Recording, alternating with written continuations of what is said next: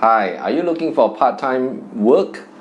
Why not consider tutoring? It is really a very good career and you can earn good money from it. You don't require any formal teaching degree. All you need is to have the passion for teaching. There are lots of opportunities for college students, former teachers, for tutors, other tutors, as well as industry professionals. So in this video, we will be talking about what are the 4 things that we can consider when we are trying to make money in tutoring. So let's begin.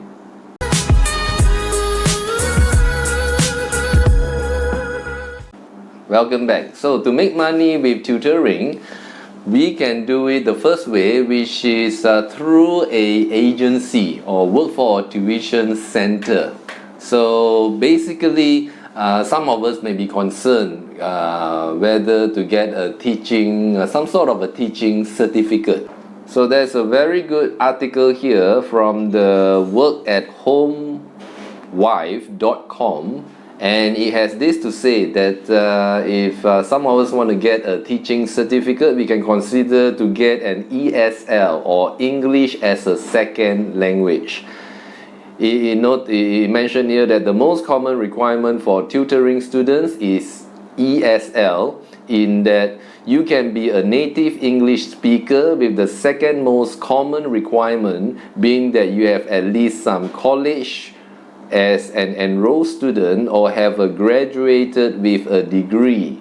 Some companies want you to have previous experience teaching and even a language teaching certification like TEFL or TESOL. So that is what the article says, so we can look into that. The second thing that we can consider is that we can have our own tutoring business. So in order to do it this way, we can either consider doing it home-based, which is right at our home. We can have a small class and tutor students, or we can consider going online. So that one you can reach a wider audience or wider students per se. So online tutoring is another feasible way, and another suggestion is to travel to a student's place or student's house. This is one of the most common way of tutoring students, one-to-one or even in a group situation. If you like to have a look at one of my videos, actually is about would you be a good tutor? So it highlights some of the essential qualities that is needed in order to become a good tutor. So I'll link them in the description box below. And some questions for consideration according to the workathomwife.com. It has this very interesting questions. So there are 8 questions here to consider. The first one is, what subjects can you tutor? What age groups can you help? Will you tutor your students at your home, in their home, or online, as mentioned before? What supplies will you need? For example, pencils, textbooks, workbooks, whiteboard, scheduling software, online classroom software. How will you attract new clients? Does your jurisdiction have any special licensing requirements in terms of tutoring? Will you need a special insurance if tutoring out of your home? And how much do you need to charge to turn a profit? So it actually provides some online tutoring services in a virtual classroom, and some of the few software options to consider, such as Podia, LearnSpeed, Tutors Class, and WizIQ. So it is a very good article. I'll link them in the description box below. In terms of subject select, I actually have a video regarding that. I'll also make sure that I'll include that in the description box below. Now the third thing that we need to think about in order to grow a tutoring business is to advertise.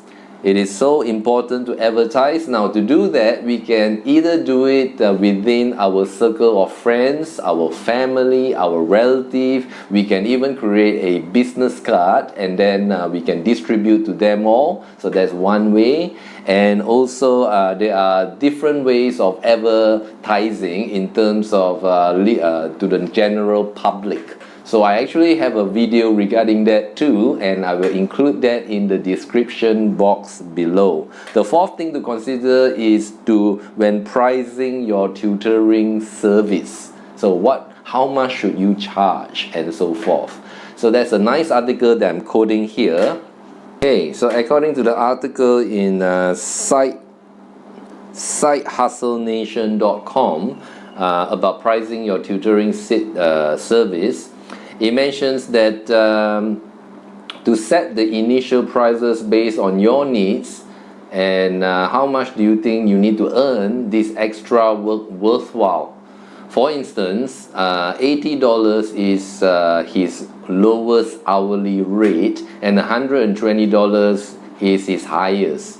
And it mentions that pricing also depends on the factors below and how selective you choose to be. The three factors mentioned here is location. Can your prospective clients pay high-end prices or do you have to cut rates? Number two, demand. How many high schools are in your immediate area? And feel. Are the people you are talking with willing to pay for your service? So as he became busier, his time became worth more and his rate went up. And he had to develop a following and could mention previous clients in order to justify higher rates. And he has this to say at the end: if a referred client asks for the same rate as the referrer, I politely mention that I have other people ready to pay more and how limited my time was. That little statement about how in demand my services were jumped my close rate to over 90%. So these are the 4 suggestions that I can offer you, and I'll link all the relevant articles in the description box below, as well as all the videos that can help you to grow your tutoring business. So all the best, and I'll see you in the next video.